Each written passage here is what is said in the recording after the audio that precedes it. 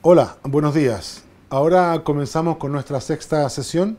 En esta vamos a revisar una metodología de planificación que se llama metodología de planificación estratégica situacional.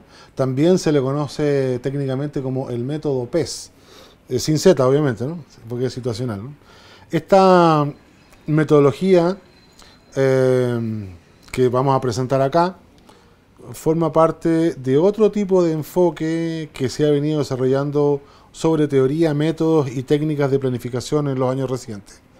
Eh, la idea es que en esta metodología de planificación estratégica situacional, la preocupación se refleja en su contenido, en términos de la naturaleza, de los problemas que debe abordar actores tan relevantes como el gobierno o similares. Eh, entonces, vamos a empezar a hablar de esta técnica, de esta metodología de planificación estratégica situacional, y tiene una característica distinta a la planificación tradicional normativa. Recuerde usted que en la tradicional normativa planificaba un solo actor, que era el gobierno. En esta planificación estratégica situacional se advierte que hay más de un actor que planifica, ¿no es cierto? Este enfoque de planificación estratégica situacional, la idea es que nos va a aportar varios conceptos y elementos útiles para el trabajo de planificación de varias instituciones. Es una metodología hoy día muy particular y muy usada.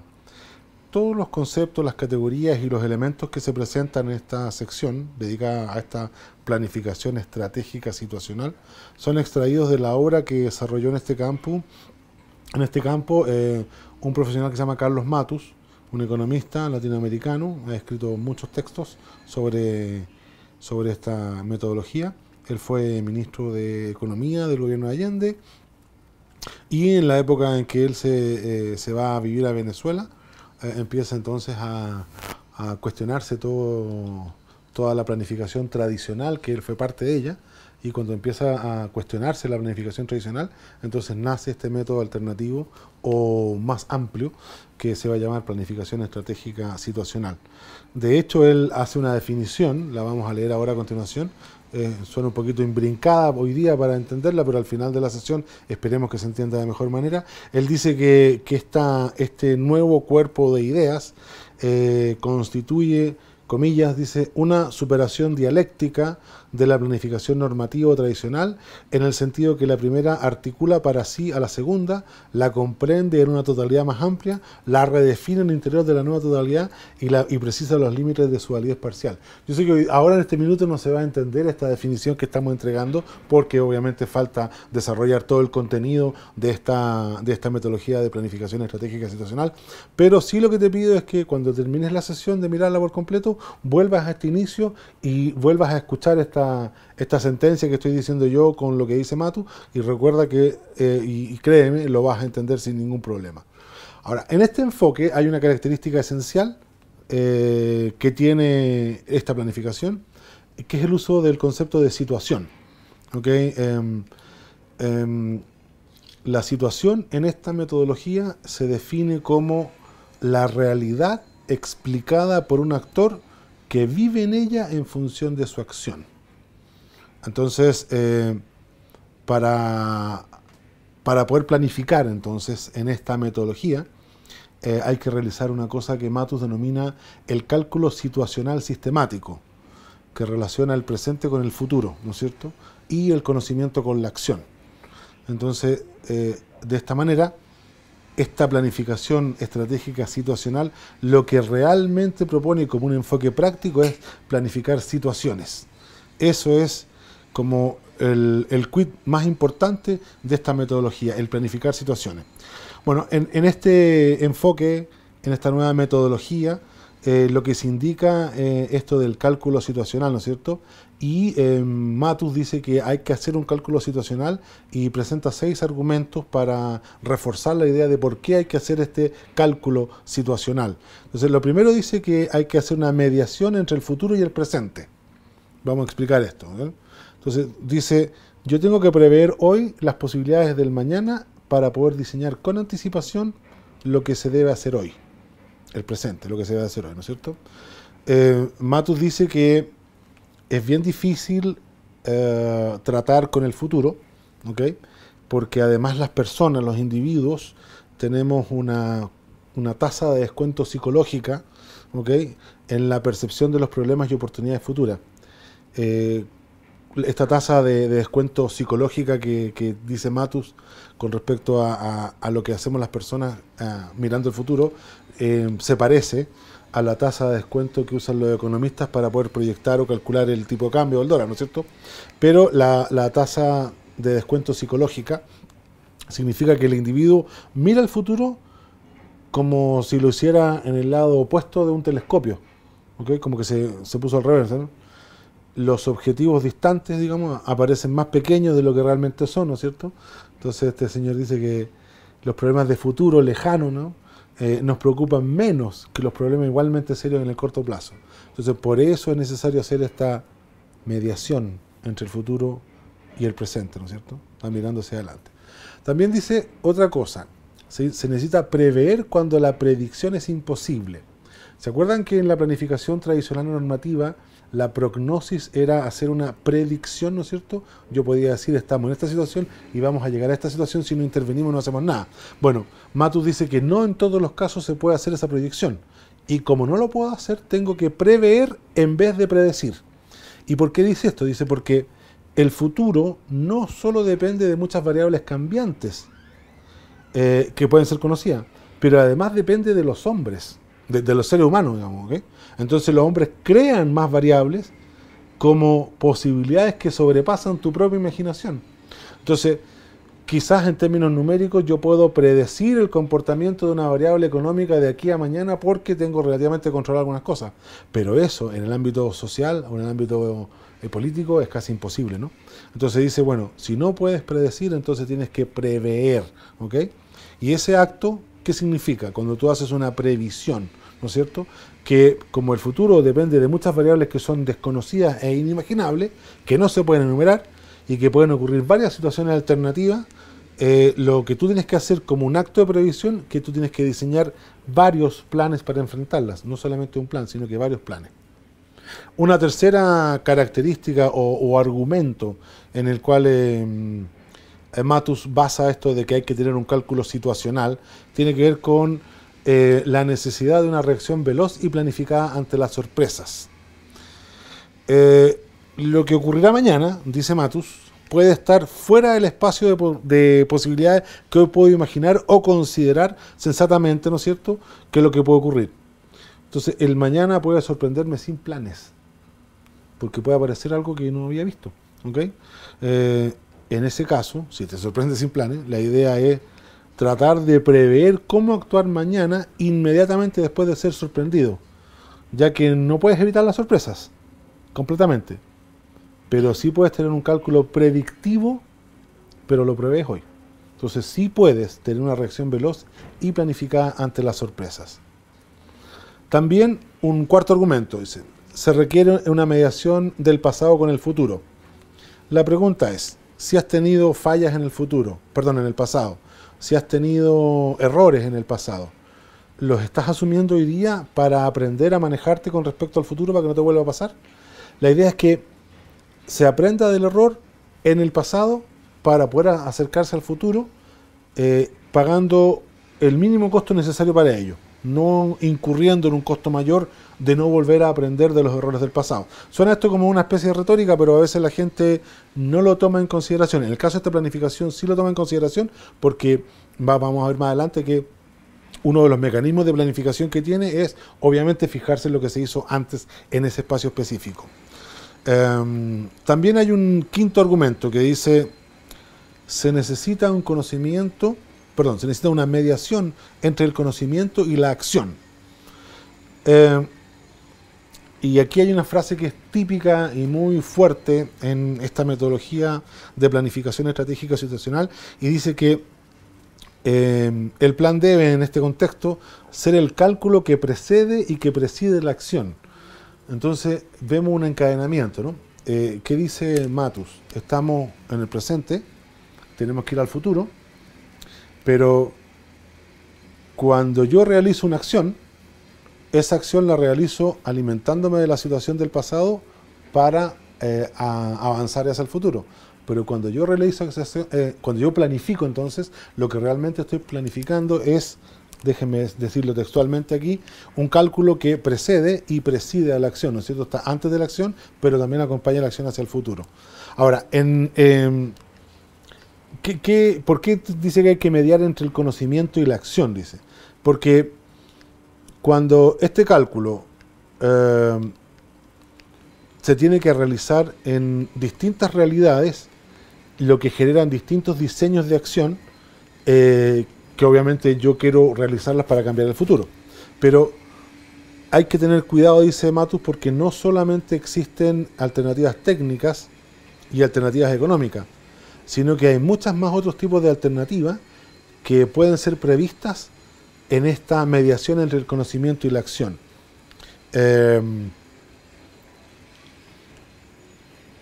Cuando yo junto mi conocimiento del pasado con lo que estoy haciendo en el presente para avanzar hacia el futuro, entonces estoy haciendo esta mediación entre mi conocimiento y la acción. Pero la aplico, ¿en qué la aplico? Moviéndome desde el presente al futuro, pero basado en cierta medida en el pasado. Entonces es una secuencia, una especie de cadena que se va retroalimentando siempre. ¿Por qué siempre? Porque estoy parado acá, en el aquí y en el ahora, en el presente, y esto es una determinada situación. Y como dice Matus, las situaciones cambian a cada rato. ¿Por qué? Porque lo que Matus te invita ahora es a planificar situaciones. Entonces, si yo estoy parado en esta situación y quiero que cambie, yo avanzo hacia el futuro, basado en lo que venía en el pasado, y ya cambió el futuro. Pero cuando cambia el futuro, ojo, que cambia la situación. Entonces tengo que volver a mirar lo que pasó en el pasado para estar en el presente y para volver a colocarme en el futuro. Y si sigo avanzando, sigo cambiando de situaciones. Entonces, ¿qué dice Matus al final del día? Te invito a planificar. ¿Qué cosa? Situaciones. Ni siquiera problemas, sino que son puramente situaciones. Y por último, un último argumento que justifica el tema del cálculo situacional tiene que ver con que alguien tiene que juntar todas las acciones parciales de los actores en una situación de coherencia global. Matus dice, estoy en una situación que cambia y además cada actor en esa situación tiene una explicación distinta. Y entonces, como cada actor en esa situación tiene una explicación distinta, cada acción que cada uno de ellos realiza se ve como una cosa individual o pequeña. Pero aquí hay que tener una capacidad como de abstraerse y de mirar el bosque desde arriba, ¿no es cierto? Y no solamente los árboles, y de mirar el bosque. Esa es una condición, entonces, y a eso Matus le dice que se requiere una coherencia global entre las acciones parciales de los actores sociales. Y entonces alguien junta todas esas acciones, ¿por qué? Porque entonces le da una dirección a este fenómeno de planificación. Bueno, aquí Matus genera entonces, él viene de la planificación tradicional normativa, se sale de la planificación tradicional normativa y crea esta nueva metodología de planificación que se llama estratégica situacional, y entonces él plantea que hay insuficientes resultados de la aplicación de la planificación tradicional en América Latina y el Caribe, y que estos ineficientes resultados obedecen básicamente al supuesto básico que sustenta esta última, ¿no es cierto? Sabemos que la planificación tradicional normativa dice que hay un solo actor que planifica y que más encima está sobre o fuera de la realidad planificada, y en consecuencia no coexisten en esa realidad con otros actores que también planifican. Este supuesto lo cuestiona fuertemente Matus, ¿no es cierto?, porque dice que no tiene una base científica que la sustente y que además entrega como consecuencia un diseño de planificación totalmente artificial. Entonces, ¿qué dice Matus? Que de este supuesto básico, ¿no es cierto?, se infieren los postulados de la planificación tradicional, y a los cuales Matus los critica fuertemente. Veamos uno de ellos. Creo que son como 6, si mal no recuerdo. El primer postulado de la planificación tradicional normativa dice que supone la existencia de un solo sujeto, que normalmente el Estado, que planifica un solo objeto, que a veces solamente la realidad económica y social, independiente uno del otro. O sea, como que el Estado está por acá y la realidad económica y social está por acá, entonces yo la puedo planificar y la puedo intervenir sin ningún problema, ¿no es cierto? Y más encima, entonces, este Estado pues, es capaz de controlar esta situación socioeconómica. Sabemos que eso no es así en ninguna parte del mundo hoy día, ¿no es cierto? ¿Qué dice la planificación situacional? dice, refuta este postulado y afirma que el sujeto que planifica también está comprendido en el objeto planificado. O dicho de otra manera, cuando yo hago una acción que intento modificar algo en el futuro, yo soy parte también de la acción. Yo soy parte también de esa situación. Entonces, ¿qué dice Matus? El sujeto que planifica también está comprendido en el objeto planificado y que ambos se confunden y no son independientes. O sea, no está el Estado acá y la realidad económica social acá, sino que están así, están totalmente juntos, ¿no es cierto? Además agrega que el objeto planificado también comprende a otros sujetos que también planifican, ¿no? Entonces acá Matus hace un juego de palabras y molesta a los de la planificación tradicional normativa y dice, yo planifico, tú planificas, él planifica, nosotros planificamos, vosotros planificáis y todos planifican. Entonces esto de que uno solo planifica no es verdad. Y pareciera ser que yo planifico, tú planificas, él planifica, todos planificamos, ¿no es cierto? Entonces parece que es verdad el postulado de Matus, ¿no es cierto? En el segundo postulado de la planificación tradicional o normativa, se indica que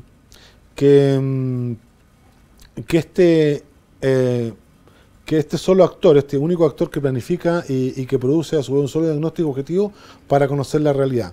Recuerda que el Estado en este caso hacía un gran diagnóstico, ¿no es cierto?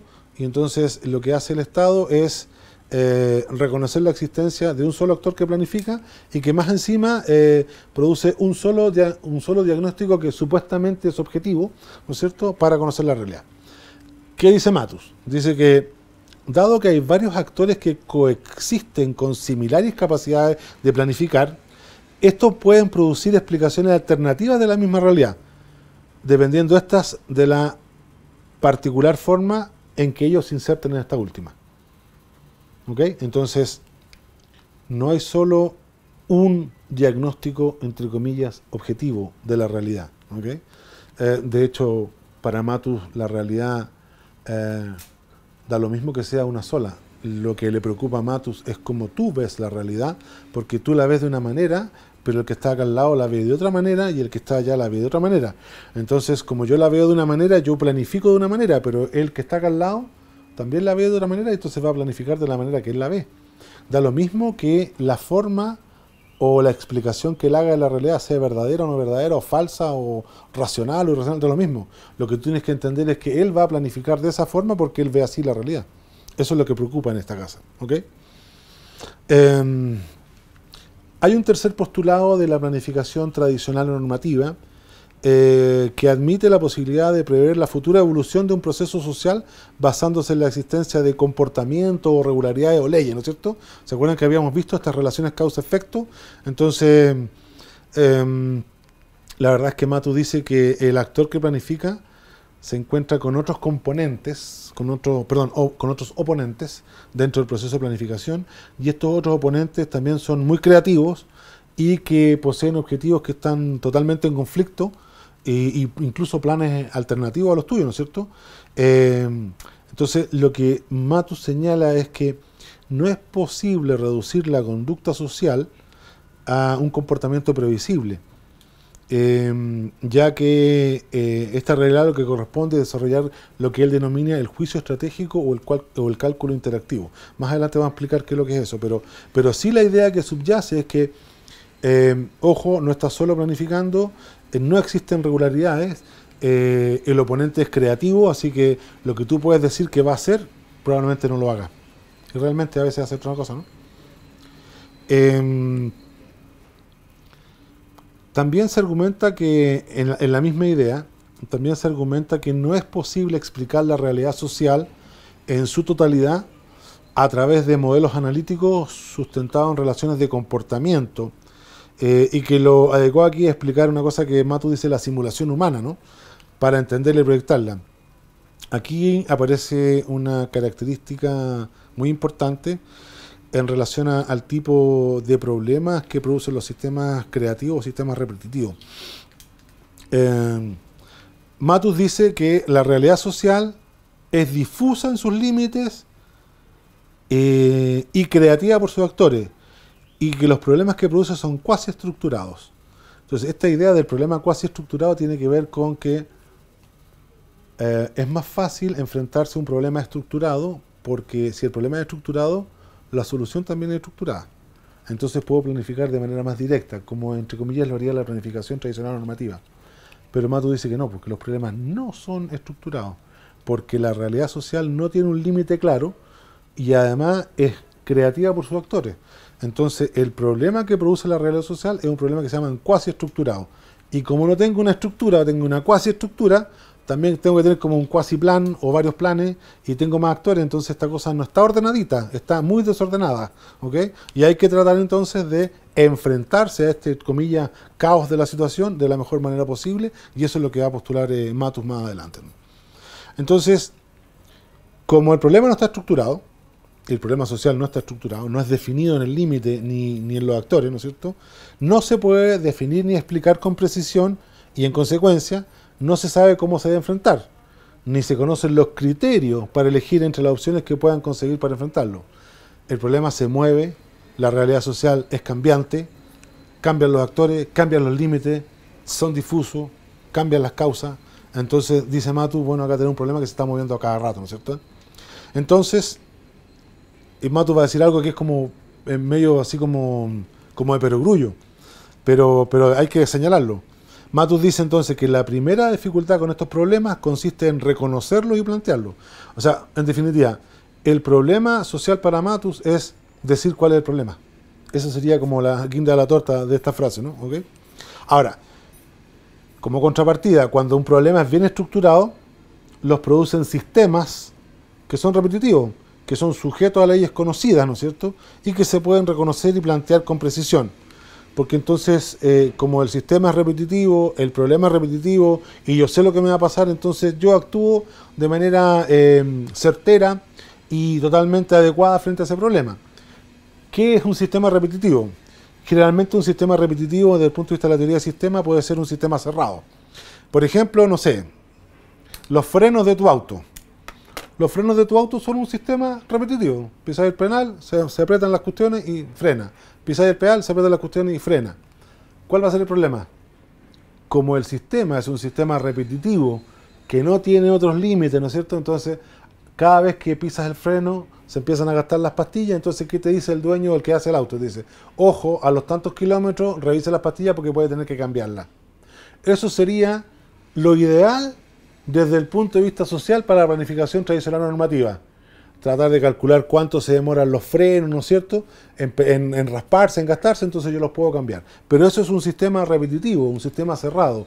La sociedad no es un sistema repetitivo y menos es un sistema cerrado. Por lo tanto, los problemas no tienen límites claros y además, como no tienen límites claros y son creados por el ser humano, tienen actores creativos que pueden hacer que se genere cualquier otro tipo de problema. ¿Ok? Bien, otro postulado que con el cual se va a pelear Matus con respecto a la planificación tradicional normativa tiene que ver con el concepto del deber ser, que emplea la planificación tradicional en la formulación de las políticas planificadas de desarrollo y sus planes respectivos, ¿no es cierto?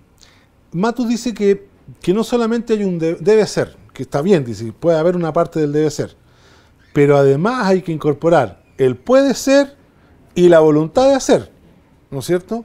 Y eso tengo que revisarlo de manera sistemática a través de una cosa que él va a llamar el cálculo político, y además dice que mi espacio de análisis del debe ser, del puede ser y de la voluntad de hacer, también tengo que situarla en un espacio de tiempo específico, y para el espacio de tiempo específico que va a mirar Matus con esta metodología es la coyuntura, es decir, lo que está pasando hoy día en la realidad social. Y creo que estamos llegando al penúltimo u último postulado que cuestiona. En la planificación tradicional normativa se considera que el fenómeno político constituye un marco, un dato, ¿no es cierto?, que además es restrictivo de lo económico. Para Matus es al revés, ¿no es cierto?, afirma que lo político debe aceptarse como una variable endógena en la clasificación de las categorías del plan. Explicar acá que endógeno significa que es propio de, ¿no es cierto?, que está dentro de. Entonces, para Matus no está el Estado como la cosa política y la cosa socioeconómica o económica como aparte, ¿no? Están juntas, y al estar juntas, lo político y lo económico se chocan y van automáticamente de la mano siempre, ¿no es cierto?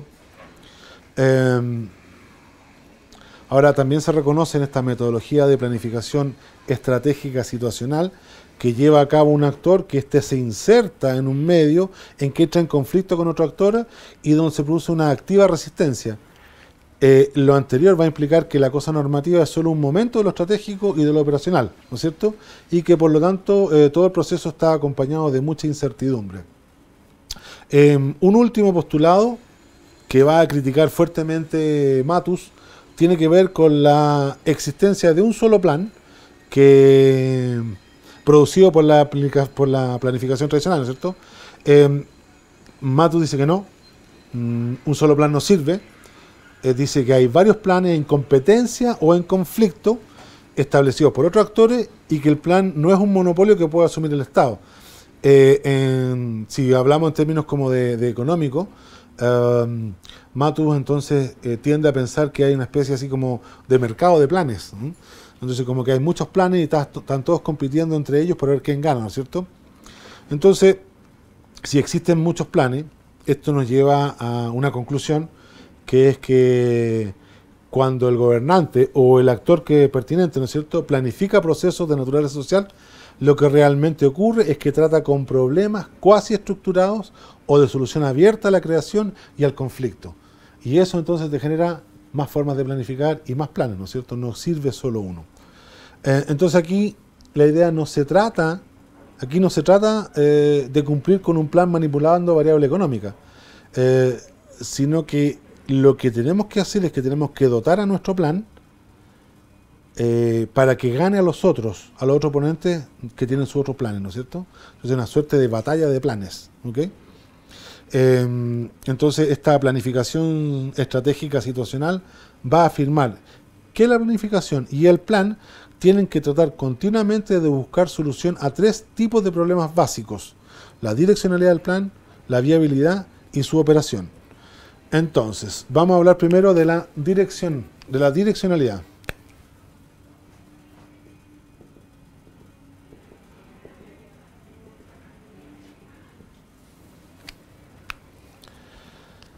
La direccionalidad tiene que ver con el plano del debe ser, ¿ah? Y se refiere al contenido, causalidad y alcance de la propuesta de intervención que se convertirá en norma para alterar las tendencias reales, ¿no es cierto?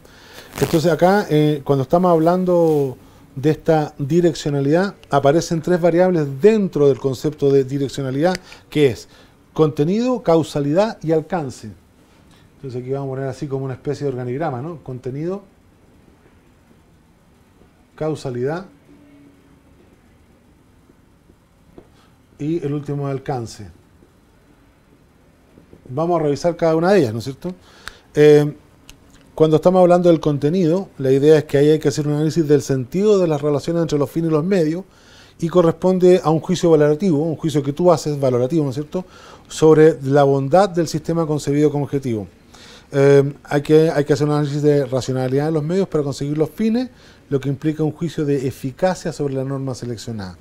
¿Ok? Entonces, intrínsecamente o debajo de contenido hay un fenómeno de eficacia. Eficacia, no eficiencia, ¿eh? Ojo con eso. Eficacia es lograr lo que está proponiendo, nada más.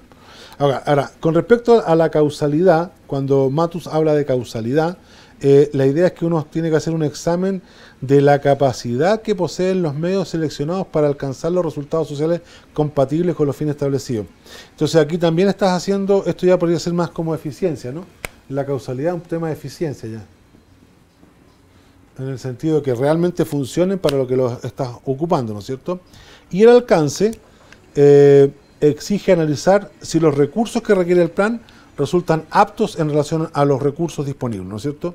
Esa va a ser como la sentencia o como lo agrupado que tiene esta cosa de la direccionalidad. La segunda situación está definida por el concepto de la viabilidad. Veamos entonces ahora qué es viabilidad para Matus, ¿ok? La idea de Matus con respecto a la viabilidad es la capacidad real del actor que planifica en una situación determinada para transformar la norma en un movimiento situacional real que siga la dirección señalada. Entonces acá en la vialidad se vincula con la lógica del puede ser.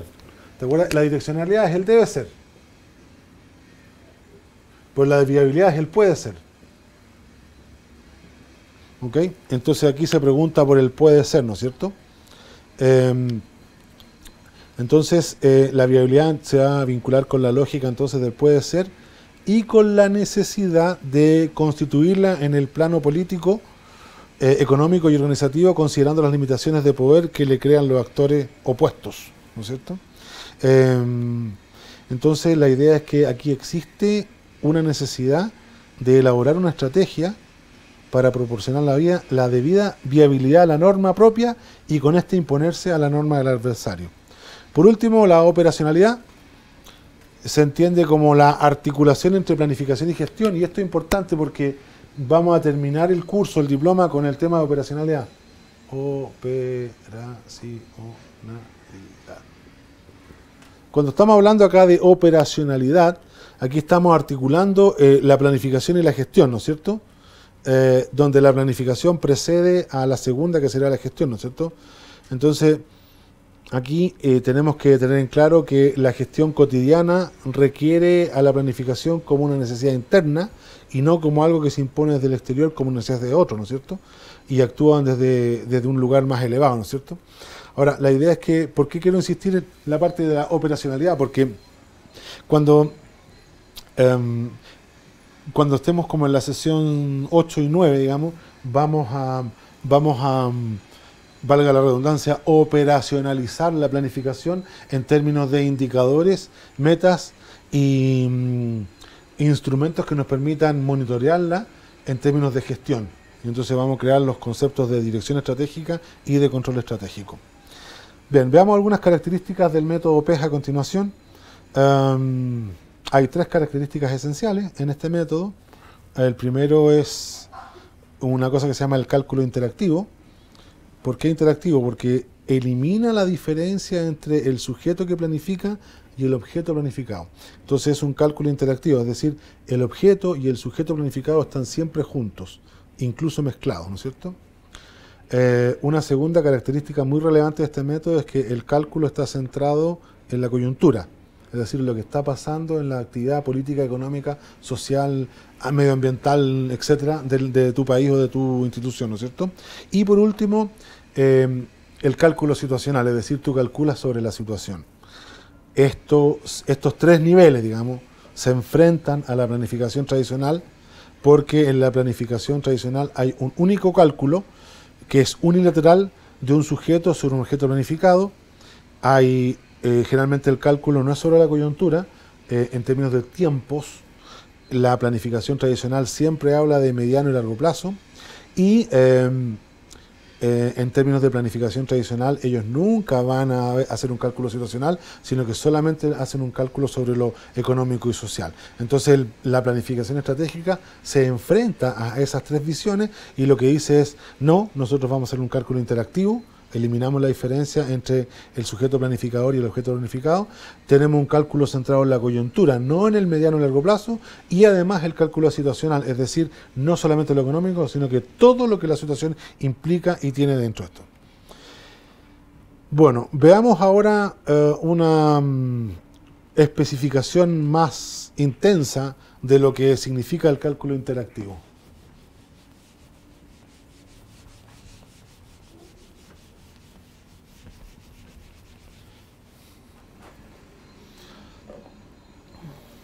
Cuando estamos hablando de cálculo interactivo, estamos suponiendo que no hay una fuerza. Cálculo interactivo. Cuando hablamos del cálculo interactivo, entonces estamos suponiendo que no existe el poder absoluto de una fuerza que intenta reducir la norma plan a un simple problema de instrumentación de política económica, ¿no es cierto? Porque lo que estamos diciendo acá es que nos estamos contraponiendo al postulado de la planificación tradicional normativa, porque se critica, ¿no es cierto? Recuerden que en esa planificación como que el actor se pone en cierta forma como fuera del sistema, ¿no? tratando de identificar y comprender las leyes, ¿no es cierto?, que van a mover el comportamiento económico y social, ¿no es cierto?, utilizando ese conocimiento para justificar la manipulación del sistema y en cierta medida la intervención de la política económica, ¿no? En este caso, la planificación estratégica situacional dice que no, porque incluso da un ejemplo, dice que lo que calcula una fuerza A depende de cómo ve el cálculo de lo posible para la fuerza B, y a su vez lo que calcula la fuerza B depende de lo que éste perciba como el cálculo posible para la fuerza A. O sea, aquí hay un intercambio, ¿no es cierto?, entre A y B. Este comportamiento y este cálculo del planificador aparecen así interrelacionados, como una situación doble e indivisible, ¿no es cierto? Entonces dice que no es posible reducir los comportamientos de los actores sociales o de la economía solamente con modelos matemáticos que tuvieron auge mucho tiempo atrás, como incluso la econometría, pero que dice que esa no es la forma, dice. Dice además que el cálculo interactivo, la idea es que se mezclen muchos tipos de herramientas, la econometría sí, ¿no es cierto?, pero además otras. Los juegos estratégicos, los juegos de guerra, las estrategias militares, y que incluyen además no solamente la variable económica, sino que incluyen además la variable política, la variable de relaciones internacionales, de seguridad, de decisiones gerenciales, etc. Entonces, ¿qué dice Matus? Dice, oye, no nos quedemos solo con el análisis econométrico, estadístico de proyecciones de variable económica. Asumámoslas, pero además tenemos que incluir otras más. ¿Cuáles otras más? Cosas de simulación humana, elementos que te permitan en cierta medida contrarrestar y conocer cómo va a ser el comportamiento de las personas en esa situación. Entonces incorpora más herramientas, ¿ok? Y mételas todas dentro del tema de la planificación situacional, y eso hacen porque la planificación situacional usa técnicas econométricas, pero además usa otras técnicas, ¿no? Y es decir, en esta planificación estratégica situacional no se va a desechar ningún tipo de herramienta, sino que se las integra todas al análisis de la situación, ¿ok? Ahora, en lo que se refiere al segundo nivel, que es el cálculo centrado en la coyuntura, que es la segunda característica esencial de la planificación situacional, se rompe con lo que se califica de ambigüedad sobre la discusión entre las relaciones que deberían existir entre planificación de largo plazo, mediano plazo y corto plazo. Aquí Matus dice, el nudo giordano de este problema, el nudo giordano de este problema es el corto plazo, la situación presente, ¿ok? El cálculo inmediato que precede y preside la acción concreta. Y agrega que la única justificación de la planificación es precedir las decisiones en el corto plazo, porque el objetivo de formar conciencia sobre el futuro deseado o necesario puede con menos costo abordarse con un discurso normativo. Entonces, ¿qué te está diciendo Matus? Lo que importa es el corto plazo, punto. Usted muévase en relación al corto plazo. Usted quiere llegar más lejos al futuro porque quiere que las conciencias de las personas cambien, tira otro rollo para eso, inventa un discurso normativo y dile a la gente que quiere ser más feliz más adelante. Pero ahora, preocúpate solamente del corto plazo, es decir, de la acción ahora, aquí y ahora. ¿Y qué va a decir él? Que ese cálculo inmediato es el que precede y preside la acción concreta de la planificación. Si la condición no se cumple, es decir, si la planificación no tiene vigencia, se agrega entonces, dice él, que de inmediato que para que una decisión sea eficaz requiere necesariamente de una prealimentación hacia el futuro y de una retroalimentación desde el pasado. Entonces, ¿se acuerdan que yo le había dicho que era una especie así como que estoy aquí, este es el hoy, ¿no es cierto? Acá está el futuro y acá está el pasado, como si fueran así cubitos, ¿no? Entonces, ¿qué dice? Que cuando tú estás tomando una decisión hoy, acá en este minuto, necesitas, para poder tomar esa decisión de manera correcta, una prealimentación hacia el futuro, pero que se basa en una retroalimentación desde el pasado. Entonces ahí te da la idea de secuencia, ¿no? Y entonces, cuando cambias al futuro, este futuro deja de ser futuro y pasa a ser hoy. Entonces tienes que volver a planificar sobre el hoy. Entonces esa es la idea de la lógica de esta forma de planificación que tiene Matus, ¿no? De esta metodología de planificación situacional. Entonces esta es la situación, que antes había sido futuro, pero ya pasó a ser pasado, ¿no? Y esa va a ser la situación, ¿ok? Em, bueno, aquí entra en un tema un poquito más técnico y solamente lo voy a mencionar porque en los papers de lectura va a estar más definido. Dice que la situación de la prealimentación se logra con una definición que él llama el arco direccional, ¿no es cierto?, que es la norma plan. Él debe ser, ¿no es cierto?, la lógica de lo necesario, ¿no es cierto?, que marca la situación objetivo, y lo que supone esta idea de que uno pueda prealimentar el plan a mediano y largo plazo hacia el futuro. Es decir, el arco direccional, o como prealimento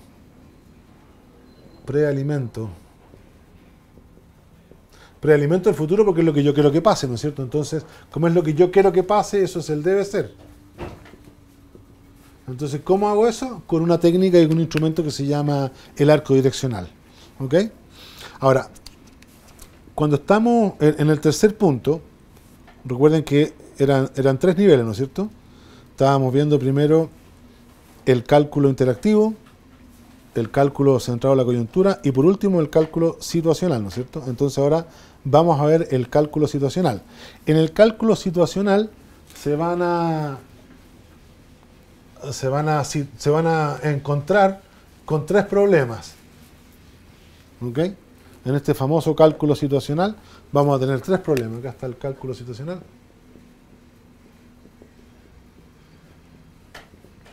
Vamos a tener tres tipos de problemas. Primero, la comprensión de la totalidad relevante para la acción. ¿No es cierto? La totalidad relevante. El segundo problema va a tener que ver con la explicación policéntrica de la realidad.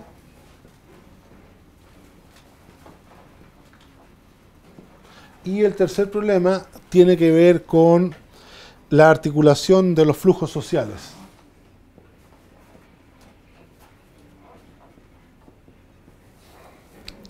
El primer problema, de la comprensión de la totalidad relevante para la acción, se refiere a una característica catalogada como decisiva en la planificación situacional. La idea es comprobar de que no basta con el cálculo económico de la planificación y que no es verdad que el proceso de producción social, solo los recursos económicos son los escasos. En el caso, en esta planificación, se consideran que hay otros recursos que también son escasos y esos otros recursos tienen que ver con las capacidades de acción de los seres humanos, etcétera, las capacidades de coordinación de los sistemas. Entonces no es solamente el recurso económico el escaso, hay otros recursos que también son escasos. O sea, cuando yo intervengo en la realidad, cuando yo hago un corte de la realidad, ¿no es cierto?, ese problema de la situación social no solamente es un problema económico, sino que tiene también una dimensión política, tiene una dimensión ideológico-cultural, una dimensión cognitiva, una dimensión ecológica y muchas otras más, ¿no es cierto? Entonces, lo que acá se va a decir entonces que en este enfrentar esta comprensión de la totalidad es relevante para la acción. Yo no me puedo quedar mirando la totalidad como si solo fuera lo económico-social. Tengo que entender que la totalidad es lo económico-social más muchas otras cosas, político, religioso, cultural, ambiental, ecológico, etc. Eso es como una parte re importante de este cálculo situacional, ¿no es cierto? El segundo problema tiene que ver con una dimensión subjetiva que tiene el concepto de realidad. El concepto... A ver, ¿qué dice Matu en este caso? Si yo veo una realidad, cualquiera sea ella, no tengo idea, lo que sea, él da un ejemplo de tres niños que están en distintos planetas. Hay un niño que está en este planeta, otro que está en este planeta y otro que está en este planeta acá, ¿no? Entonces este es el planeta A, este es el planeta B y este es el planeta C. Y el niño del planeta A y el niño del planeta B lanzan una bengala al mismo tiempo. Al mismo tiempo lanzan una bengala. Entonces tú preguntas a los tres, ¿quién lanzó la bengala? Entonces el A, ¿qué te va a decir? Yo la lancé primero. ¿Qué te va a decir el del planeta B? Te va a decir, yo fui el primero en lanzar la bengala. ¿Qué te va a decir el del planeta C? Oye, fue el A y el B al mismo tiempo los que lanzaron la bengala. Entonces, esa es la realidad. lanzaron bengala. La explicación de la realidad es única, no es única. Acá tenemos tres explicaciones, las tres explicaciones son válidas y las tres explicaciones de quién lanzó la bengala implican entonces que esas tres personas van a hacer planes distintos para enfrentarse a esa acción de lanzar la bengala. Entonces, cuando Matus dice que hay una explicación policéntrica de la realidad, lo que está diciendo es que no existe un solo diagnóstico de la realidad social, porque la realidad social es inmensa, incluye lo económico, lo social, etcétera, lo moral, lo religioso, lo productivo, lo político, etcétera, ¿no? Lo ecológico, y además las explicaciones que te van a dar de ese fenómeno son todas buenas y todas válidas. ¿Por qué? Porque hacen que cada actor entienda de manera distinta cómo explica esa realidad, y además, como cada actor explica de manera distinta cada realidad, entonces va a tener distintos planes. Bueno, lo último, y vamos a dar un corte primero a esta 6.0, después avanzamos con la 6.1, vamos a estar dentro del mismo tema, ¿no es cierto?